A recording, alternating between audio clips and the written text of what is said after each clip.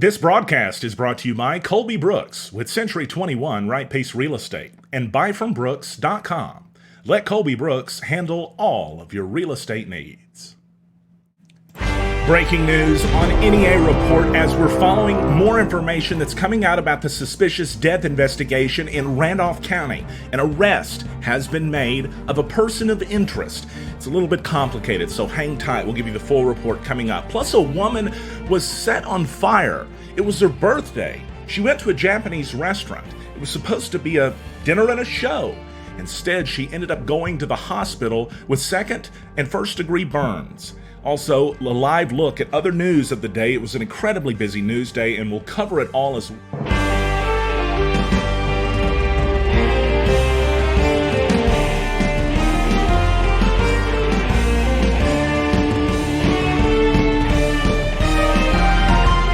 Now, Stan Morris reporting.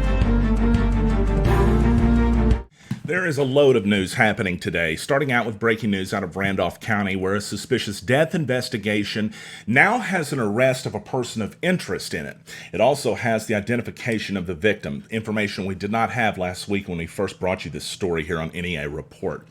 The individual who has been killed under suspicious circumstances, Brandon Will of Jonesboro, and the arrest has been made of a person of interest in the case, not yet listed as a suspect.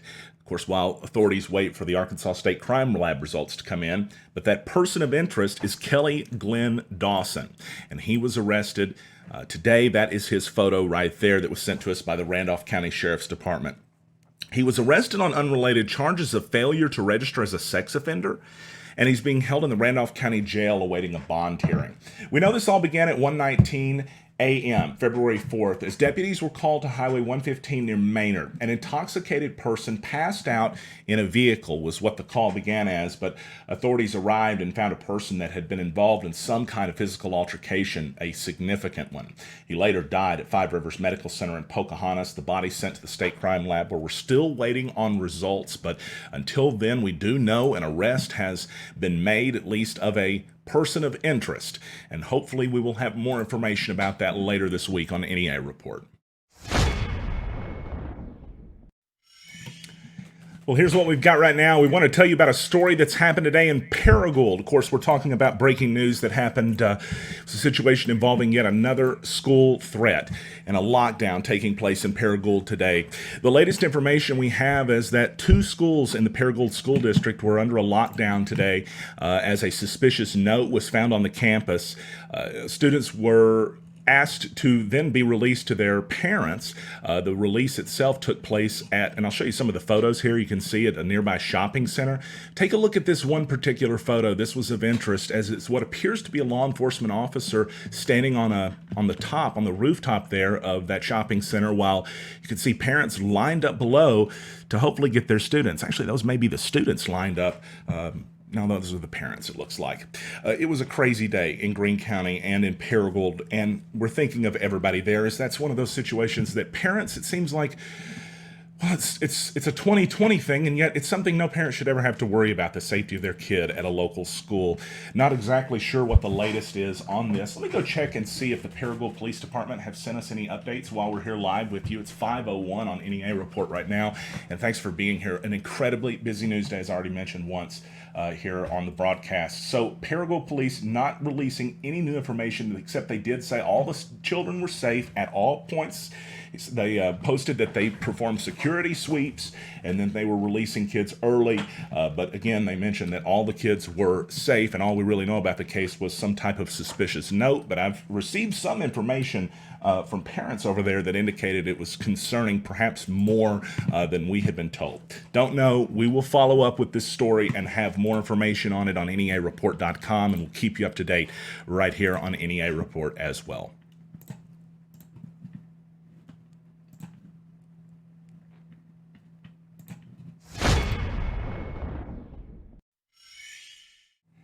The top story tonight on NEA Report is about a woman who went for a birthday dinner to a Japanese grill in Paragould.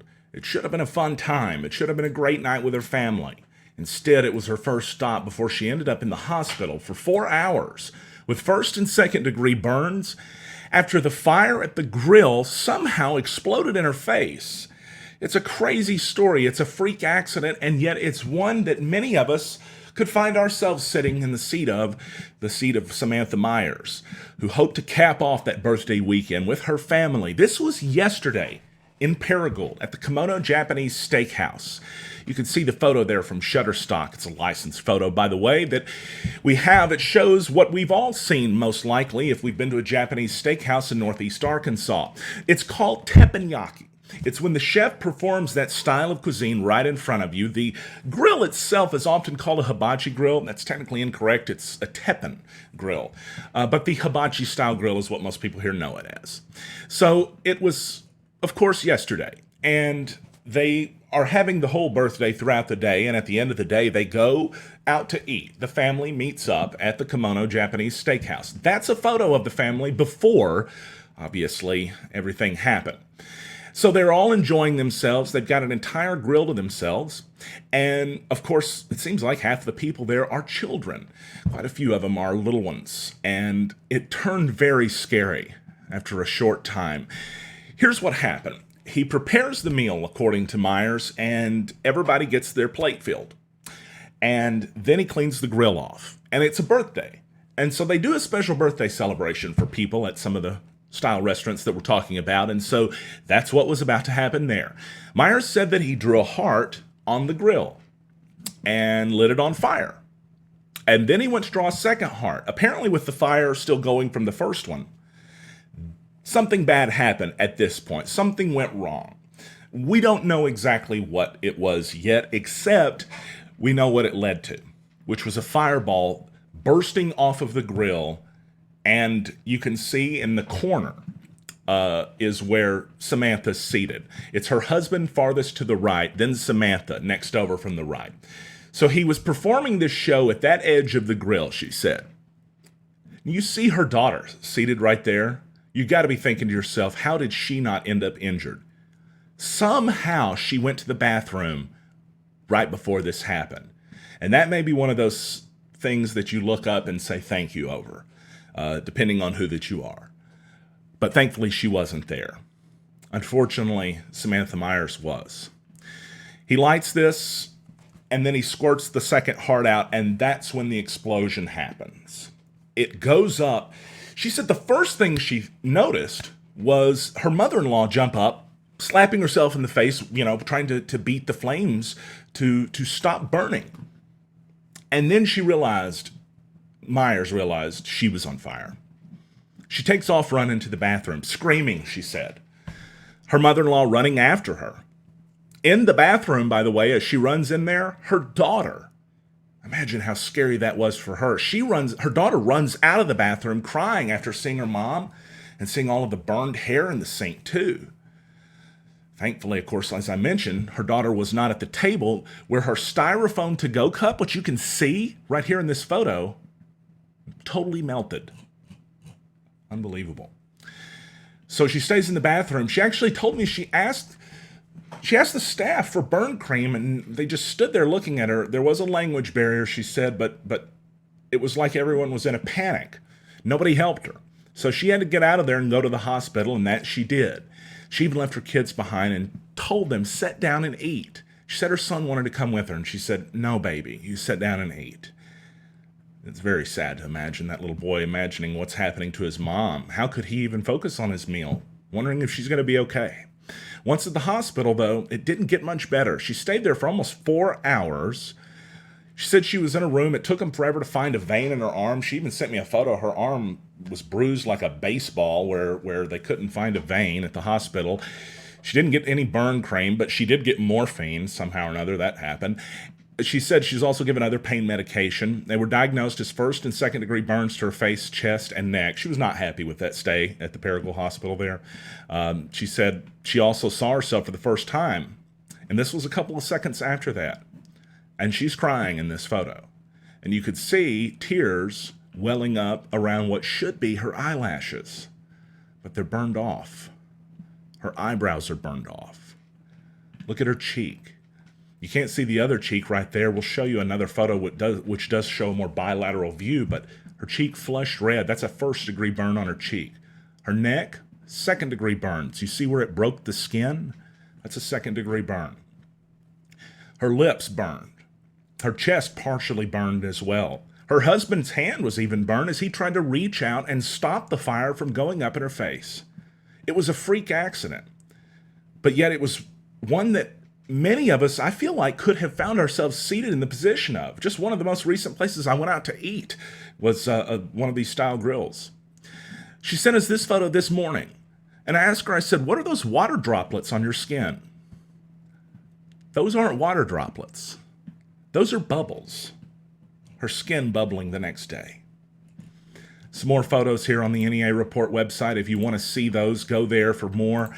She ended up going both to an optometrist and a doctor today. She's trying to hopefully get out of this with as little damage as possible. She did suffer, as we mentioned, those burns. I'm not sure yet if she suffered burns to her eye, but there was some vision trouble initially. And as you can tell, the flames obviously hit her in the eye because her eyelashes are gone.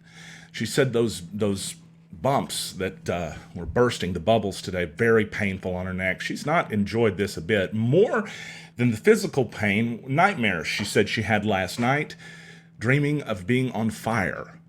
What an horrible, horrible day. And it was supposed to be her birthday at that. Kimono confirmed to me that this happened, but they did not issue a statement, and I can understand why. I didn't really press him for one. It's an accident, and I wouldn't expect to say anything otherwise or treat it as such. We know that. But it is a freak accident. It might be one that inspires some of us to consider more safety in the future, but if nothing else, it's a crazy incident that happened in Northeast Arkansas over the weekend, and one that we hope Samantha Myers recovers from as quickly as possible and as painlessly from as possible. Just about 5:09 on NEA Report. A lot of news happening today. We told you about that, including in Forest City, where there was an active shooter situation at a Walmart there.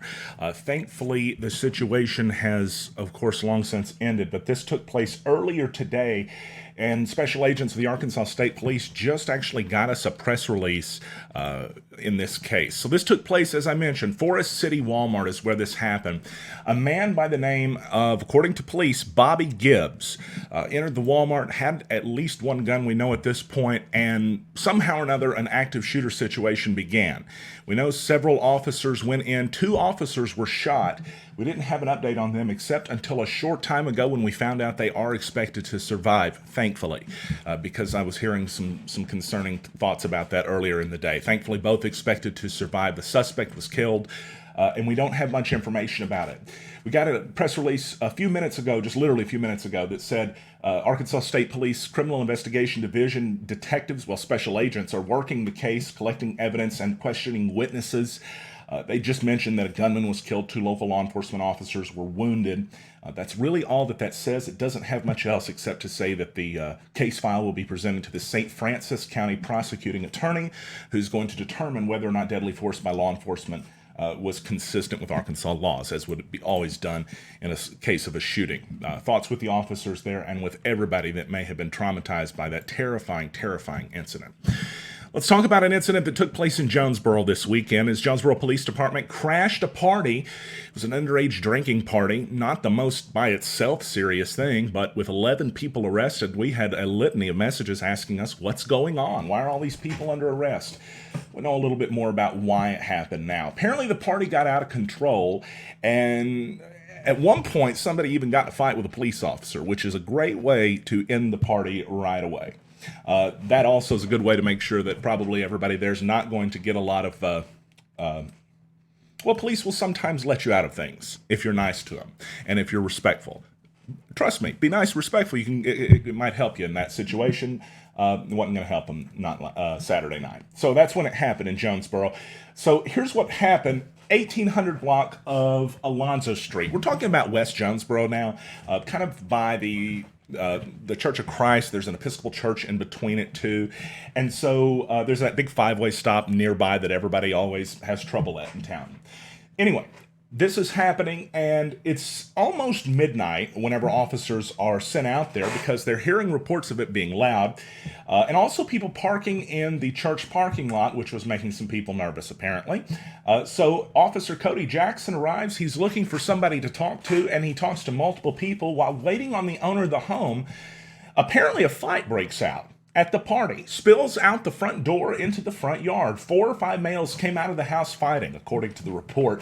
The officer tries to break it up. He's, of course, by himself at this point, the best we can tell, or at least relatively unbacked up in comparison to what would come in just a short bit after this.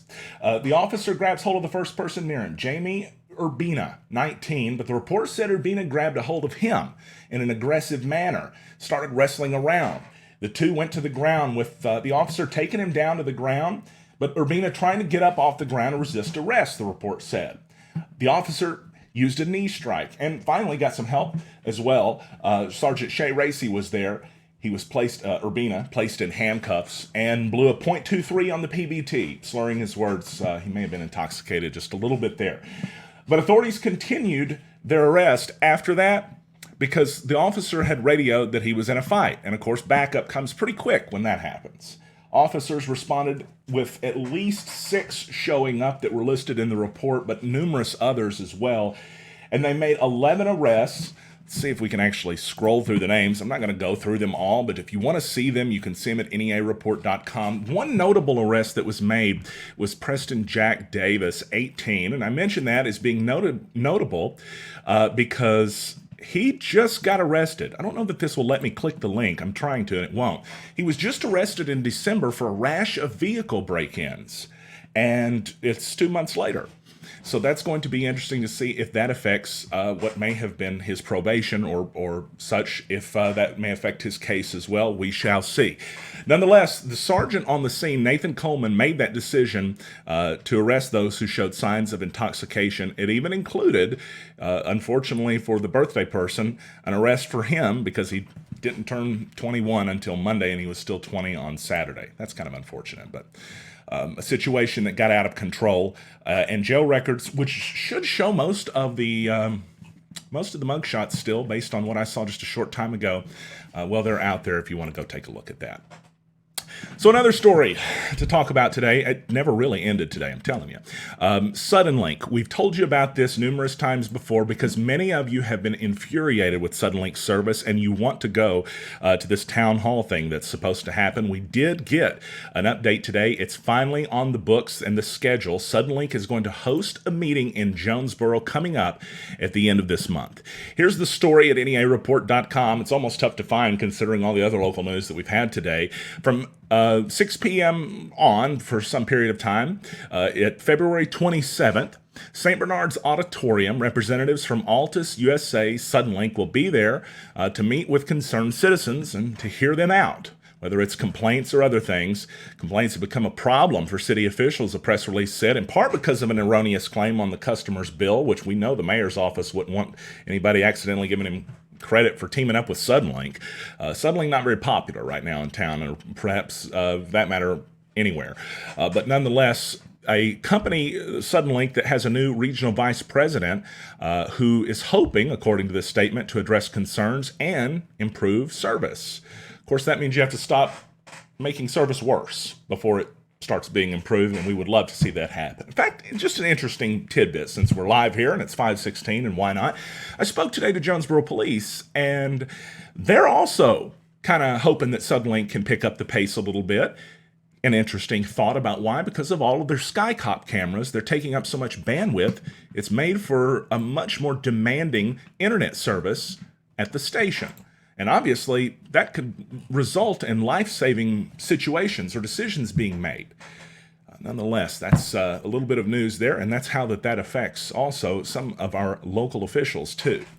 So a lot of news today at neareport.com. We tried our best to get to as much of this as we could. Of course, there's a bunch of stuff that's going on. I also want to go through the chat to see if anybody has questions, if I can answer them.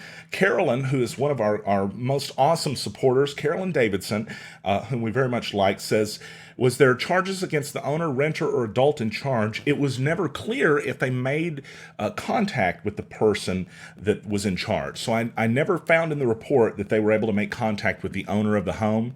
Very good question, though. We appreciate that. Nikki Jackson says, I hate their only internet, that they're the only internet provider for me. Their prices are pitiful. We've heard that before from some others. Appreciate everybody for joining us in the live chat today. We know a lot of you are going to be joining to watch the stories we did early on, so we're going to wrap up our live broadcast right now. Thanks for joining us, though, on NEA Report. If you ever want to maybe give us a little bit more of a helping hand, become a supporter for just 99 cents a month. It really does help us out. We also will tell you what news we're going to do sometimes before we do it. In today's instance, all of our friends who were supporters knew that the story about the hibachi grill, the